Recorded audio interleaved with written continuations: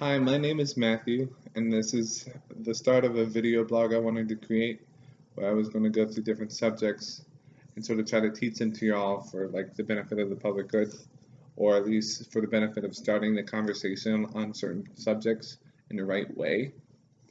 Uh, and so the first subject is going to be wine, and we can call this Wine 101.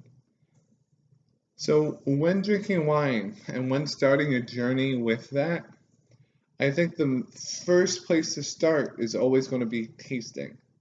Because why learn the history? Why learn how to make it? Why learn how to make beer or other things if you can't actually taste it? If your experience with the item in question is poor because you don't know how or you're not spending the time to taste it well.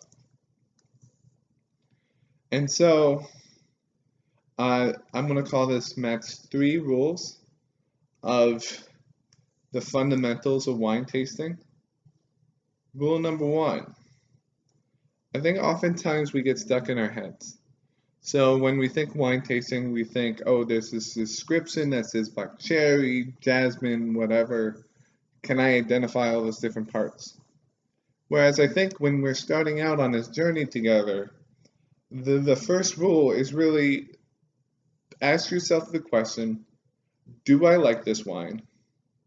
And why? Because then you're able to give your friends, when you're describing wine to them, a little bit more information than, it's cool, the wine's awesome. You're able to give your family a little bit more information. You're able to give your local wine associate a little bit more information.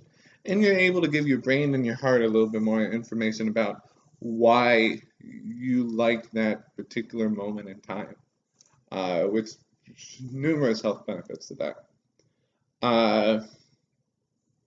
So, for example, it could be anything like you smell it and you're like, I love this wine, it smells so good. It has this beautiful aroma of flowers to it. Or maybe it's a beer and you had it and you're like, it tastes like bacon. Everybody loves bacon, right? That's really all that is. It's helpful too when you're describing that to a wine associate at a store, for example, to know those things so that they can gear you in the right way as well. If you like a beautiful smell, it's a lot easier to find a wine with that than if you don't. Matt's rule number 2. Oftentimes we are not mindful when we actually drink wine. We're drinking it during dinner, we're drinking it during watching TV, doing homework, a huge expanse of different things. But we're not practicing mindfulness. And so the best description of mindfulness I can give is a technique that you learn when you start practicing it. Often it's, you have like a Hershey's Kiss, and they ask you to truly taste it. And by that I mean you're looking at it, you're looking at the color, you're pressing in, seeing if it's squishy or not. You're looking at a shape, you're feeling the shape, you're smelling it. See if you can smell that chocolate. You're taking a bite, seeing if you can feel what it feels like to bite down in there. Is it soft? Is it gooey? Is it crackery? You let the bite sort of sit on your tongue and permeate all the taste receptors so that you can say, does it melt like butter? Is it gravelly? Do I taste nuts? What do I taste in there? Do I taste chocolate? Do I taste something else? Do I taste rum? If you have a rum chocolate thing. And then you let it go down and you sort of feel what it feels like in the entire mouthfeel at the end. That's basically how you taste wine, with sniffing, with looking at it, with letting it sit on the tongue. The 3 important parts of it is the smell, the letting it sit on the tongue, and the actual act of mindfulness in the mind, but we don't do it. So here's a trick to get it done.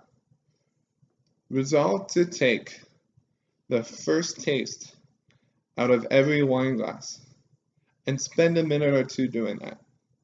So maybe you sniff it as soon as it comes out of the bottle. Then you sit it down. You eat.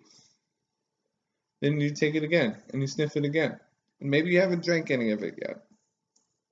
And then in that second sniff, maybe you drink it. And maybe in that moment, you let it sit in the mouth for as long as possible, truly trying to work it around there and taste all the different components of it. And then you swallow it and you use your head to sort of judge what did that experience feel or taste like. We're doing rule one in this process, which is what did I subjectively like about it? I love that it was smooth, for example, or I love the smell or anything like that. And then we're doing rule two, spending the time to actually do it correctly. Rule three, I think it's important to have a descriptor of what the wine tastes like in front of you. Now, there's a debate in the literature about this, with some people saying it's whatever you think goes, other people saying, and even the descriptor saying, you know, there are some definitive characteristics. I think I fall in the middle. And what I mean by that is that I think there are definitive characteristics you can taste. You can taste if a wine is full-bodied. You can taste if a wine is light-bodied. You can taste certain flavors like mocha and how they may differ from wines without mocha. You can taste certain flavors like dark fruit and how they differ from ripe, bright fruit. I think you can taste that. As long as you spend the time to actually sort of imagine in your head, oh, I've had plums before, does this remind me of that experience with plums? Or oh, I had raspberries before, does this remind me of that experience with raspberries? Or, oh, I've had apples before, does this remind me of that experience with apples or green apples? As long as you spend that time, I think you can actually legitimately taste those. And for people who struggle, it's often helpful to have that fruit in front of you and to taste the fruit while you're having the wine to sort of match and compare.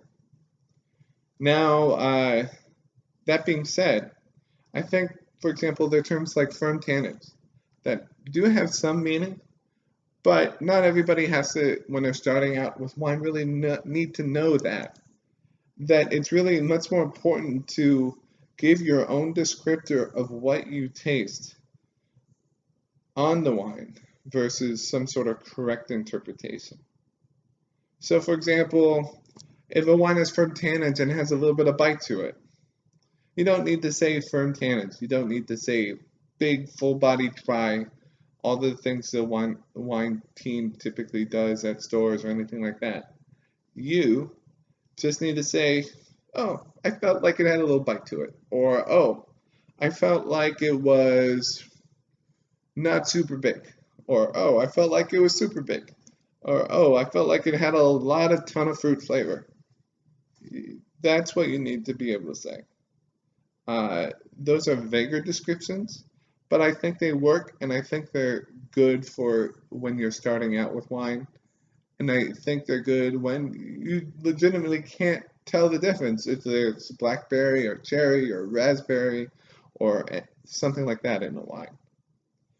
All these three skills are designed to get you to use this more and to get your experience to connect here, so that you're getting a much fuller experience in the actual process of tasting wine than if you're just sort of chugging it at a party or anything like that. Because it is an experience, and it's a fun experience in that process, and I encourage you all to start that.